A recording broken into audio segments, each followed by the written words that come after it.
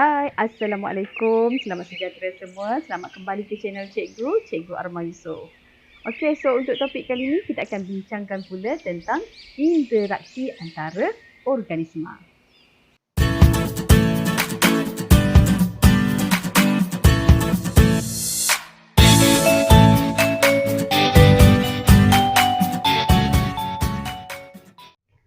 Okey, so kita tengok dahulu tentang jenis-jenis interaksi. Okey, ada 3 jenis interaksi. Yang pertama adalah simbiosis.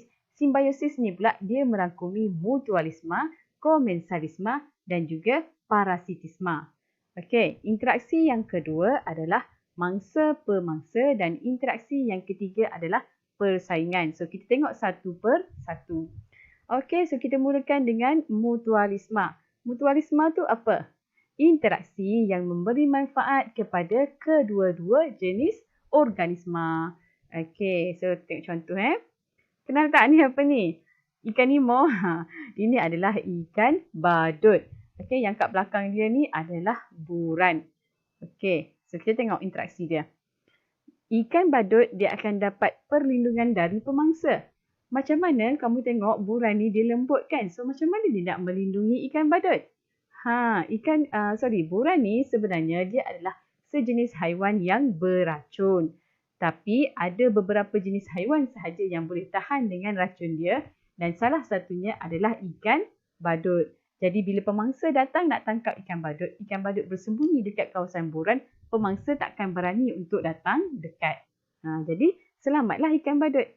Dan yang kedua, pada badan buran ni ada alga dan juga haiwan-haiwan yang kecil.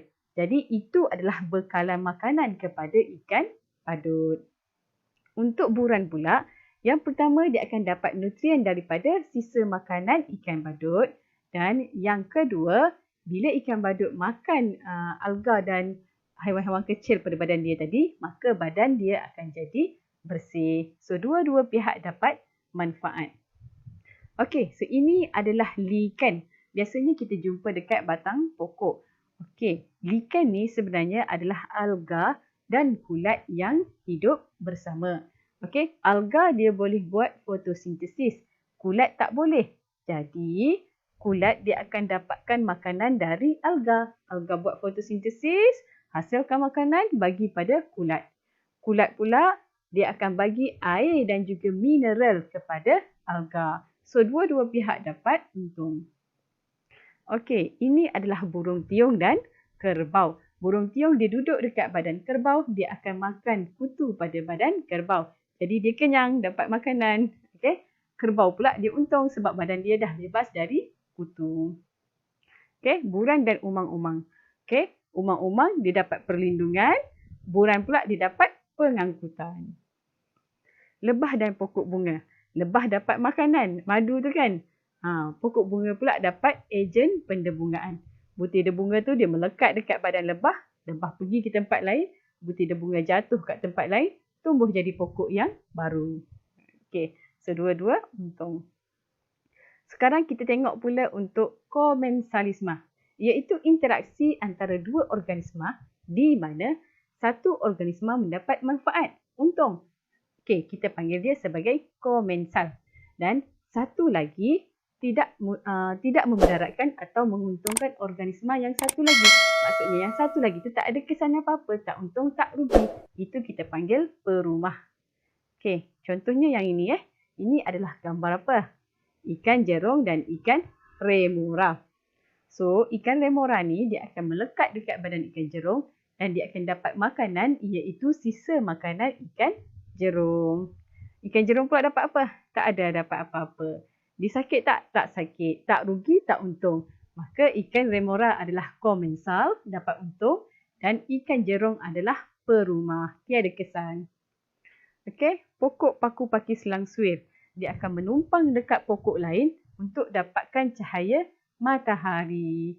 Okey, so dia hanya menumpang. Dia tak bagi apa-apa dekat pokok. Tapi dia boleh buat makanan sendiri. Jadi dia tak ambil nutrien pokok. Maka pokok tadi tak ada kesan. Tak untung, tak rugi. Pokok paku pakis dia akan dapat cahaya. Maka dia untung. Dia adalah komensal. pokok pula tak rugi, tak untung, maka dia adalah perumah. Sama juga halnya dengan pokok duit-duit dan juga pokok anggerik merpati. Hanya menumpang untuk dapatkan cahaya tanpa menguntungkan atau merugikan perumah. Okey, sekarang kita tengok pula kepada parasitisma. Parasitisma pula adalah interaksi yang menguntungkan satu pihak saja. Yang untung tu kita panggil parasit. Dan memudaratkan atau merugikan organisma yang satu lagi, iaitu perumah. Satu untung, parasit, satu rugi, perumah. Ini contoh dia. Kenal tak? Apa ni? Ini adalah cacing pita yang hidup dalam usus kita. Okey, so cacing pita yang dalam usus kita ni, dia akan menyerap nutrien dari kita. So, kita dapat apa? Sakit lah. Okey. So, cacing pita dia dapat makanan. Dia untung. Dia parasit. Manusia pula rugi. So, kita adalah perumah. Ini pula adalah kutu. Kutu yang hidup dekat kepala manusia, dekat badan haiwan. Okey. So, dia dapat makanan. Okey. Dia dapat hisap darah. Tapi kita dan haiwan pula rugi sebab sakit. So, kutu adalah parasit. Manusia atau haiwan adalah perumah. Pokok pakma. Okay, bunga pakma ataupun bunga rafflesia. Dia menumpang dekat pokok dan dalam masa yang sama, dia ambil nutrien daripada pokok tersebut. So, dia untunglah sebab dia dapat makanan. Tapi pokok tersebut rugilah sebab nutrien dia dah diambil oleh bunga pakma. So, bunga pakma ni adalah parasit. Pokok tadi adalah perumah. Okey, selesai untuk simbiosis.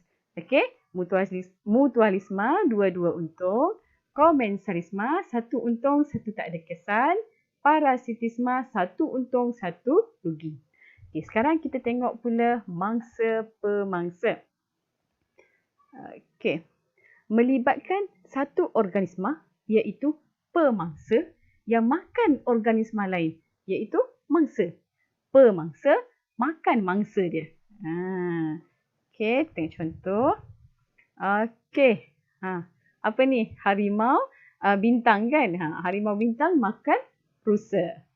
Siapa pemangsa? Harimau. Siapa mangsa? Rusa. Okey. Beruang makan ikan. Okey, beruang pemangsa. Okey, ular dengan burung. So, ular adalah pemangsa, burung adalah mangsa. Burung hantu dan tikus. Burung hantu adalah pemangsa, tikus adalah mangsa. Itu sahaja. Senang je kan mangsa pemangsa. Okey, seterusnya yang terakhir kita tengok persaingan. Persaingan ni apa? Persaingan ni dia berlaku apabila organisma yang tinggal dalam satu habitat bersaing untuk mendapatkan keperluan asas seperti ruang, makanan, air, cahaya dan pasangan. Kita tengok contoh ni, badak dengan badak ni dia bergaduh kan. Dia bersaing. Mungkin dia nak dapatkan air sebab air kat situ tak banyak. Ataupun dia nak dapatkan ruang. Kucing dengan kucing bergaduh. Mungkin untuk dapatkan pasangan. Okay. Singa bergaduh dengan bersaing dengan dubuk. Untuk nak dapatkan makanan. Okay. Pokok-pokok tumbuh tinggi kan. Semua tumbuh tinggi sebab apa? Bersaing nak dapatkan cahaya. Okey. So, selesailah kita untuk jenis interaksi. Okey, boleh? Okey, sekarang cikgu nak sentuh sikit tentang kaedah kawalan biologi. Okey, kamu bayangkan kita berada dalam satu kawasan ladang kelapa sawit.